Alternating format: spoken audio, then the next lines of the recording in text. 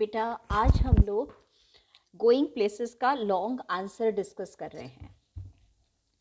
तो इस बार long questions हमारे कुछ डिफरेंट फॉर्म में ये लोग देने के लिए बेटा इन्होंने सैम्पल पेपर में बताया है। तो वो डायरी एंट्री हो सकती है, वो हमारा बेटा लेटर राइटिंग हो सकता है, वो हमारा आर्टिकल राइटिंग के फॉर्म में आ सकता है।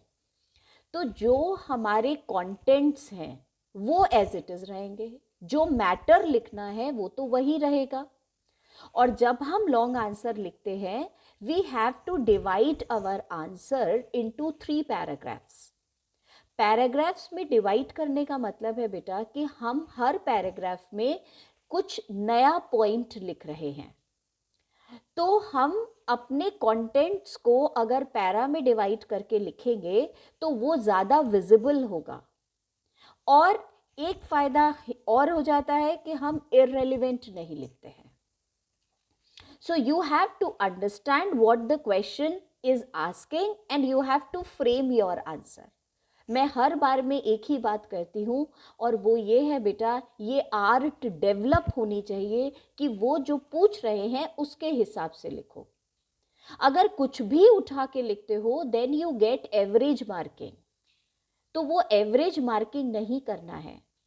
लॉन्ग आंसर है तो भी समझ लो इट्स लाइक 120 to 150 वर्ड्स।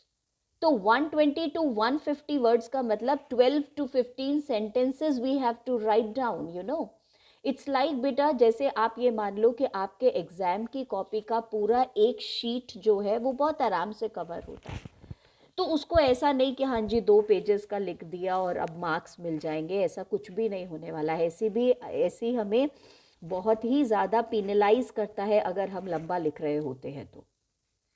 तो आप ये देखिए कि आपका आंसर किस तरीके से डिवाइड होके आपका पूरा मैटर क्या है और उसको डिवाइड कैसे करना है और क्वेश्चन में वो हमसे क्या पूछ रहे हैं। जैसा कि आजकल बेटा हम गोइंग प्लेसेस का रिवीजन कर रहे हैं, तो गोइंग प्लेसेस का ही ये हमारा एक क्वेश्चन है जिसको हम आज डिस्कस कर रहे हैं। क्वेश्चन इन्होंने बोला है, imagine Sophie's father finds out about Sophie's going to the canal. पापा को पता चल गया कि सूफी कैनाल पे गई थी to meet Danny Casey. He prohibits Sophie from going anywhere except to school.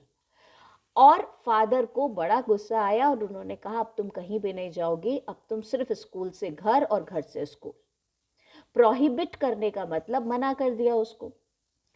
As ji of, आप जी ऑफ हो, right a diary entry disapproving your fathers punishment.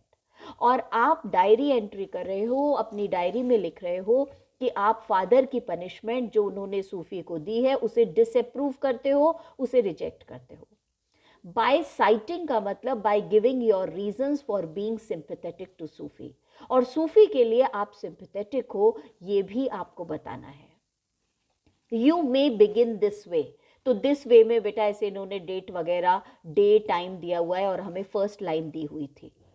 तो ये सब हमें फॉर्मेट और फर्स्ट लाइन लिखी हुई मिलेगी और हमें बाकी का खुद डेवलप करना है। 120 to 150 वर्ड्स 5 मार्क्स।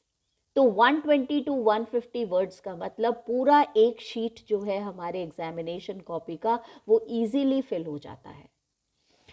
बेटा ये तो उन्होंने दिया ही था, इसमें हमें कुछ नहीं करना। डेट दिया है, डे दिया है, टाइम दिया है और फर्स्ट लाइन उन्होंने हमें दे रखी थी, I can not get myself to stand with my father in his tirade against Sufi. बेटा टायरेट का मतलब होता है लॉन्ग स्पीच। तो फादर ने जो भी सूफी के अगेंस्ट बोला, I can not get myself to stand का मतलब I can not approve it. अब बेटा हम ये बातें लिखेंगे। तो सबसे पहले हमने लिखा, sure she is not the most truthful and responsible girl. बेटा ये लाइन मैंने इसलिए लिखी थी क्योंकि यहां तक इन्होंने हमें क्वेश्चन में ही दिया है, sure she is not the not. अब इसके बाद से हमें सेंटेंस फ्रेम करना था, तो यहां से लेके यहां तक का सेंटेंस तो इन्होंने हमें दिया है, हमें उसी के हिसाब से डेवलप करना है। हम उसे चेंज नहीं कर सकते, ये खास ध्यान रखना। अगर आप चेंज कर दोगे बिगनिंग जो उन्होंने दी है, you will lose your marks. तो हमने इस सेंटेंस को ऐसा बनाया, sure she is not the most truthful and responsible girl. मैं जानता हूं वो सच्ची भी नहीं है और रिस्पॉन्सिबल भी नहीं है। I know she is always lost in her dreams. मैं जानता हूं वो हमेशा अपने ड्रीम्स में खोई रहती है। She wants to escape the harsh realities of life. She is attracted towards glamorous and fashionable lifestyle. तो 3 पैराग्राफ्स का मतलब आप देख रहे हो, मैंने 4-5 लाइन्स यहाँ पर लिखी और बेटा फिर हमने इसको चेंज कर दिया। तो ये सारी बातें सूफी के बारे में बता करके अब हम नेक्स्ट टॉपिक पे आ गए हैं। पैरा हमें बेटा ये बताता है कि हम कौन सा पॉइंट उठा रहे हैं। We have changed our point. Second paragraph में हमने बताया, father prohibiting her from going anywhere is a harsh action. ये बहुत हार्श एक्शन है। It will not do any good to her, और इसका कोई फायदा नहीं होगा। तो यहां सूफी के बारे में बताया, यहां फादर के एक्शन के बारे में। I hope she will transform with time. अपने आप चेंज हो जाएगी समय के साथ। She will understand the reality of life, but by taking such action father may not find any positive change in her. तो बेटा ये सेकंड पैराग्राफ में हमने ये सारी बातें लिख दी, फिर वही 5 सेंटेंसेस और एक पैराग्राफ, मतलब एक ही टॉपिक हम इसमें ले रहे हैं। और इसमें बेटा हम इसका पॉजिटिविटी के बारे में लिखेंगे कि एग्जैक्टली क्या हुआ होगा और क्या हम करेंगे आगे चल के। तो लास्ट पैराग्राफ में हमने वो लिखा, yesterday she went to meet डेनिकेसी।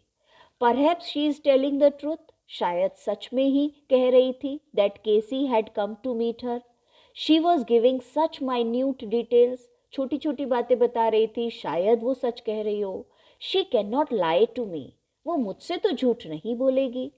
She respects me and shares her details with me. I will talk to father in a day और 2। पापा से मैं खुद बात करूंगा 1 या 2 दिन में। I am sure father will understand my views and allow Sophie to be free. और बेटा डायरी एंट्री में हम अपना नाम लिखते हैं, तो हमने नीचे लिखा जी ऑफ। कोई योर्स वगैरह नहीं आता, कोई थैंक यू नहीं आता, हमारा सिग्नेचर आ जाता है, वो हमने लिखा। इसी की प्रैक्टिस करनी है बेटा, किस तरीके से हमें अपने आंसर्स को वैल्यू पॉइंट्स के साथ जो है वो प्रेजेंट करना है। ठीक है।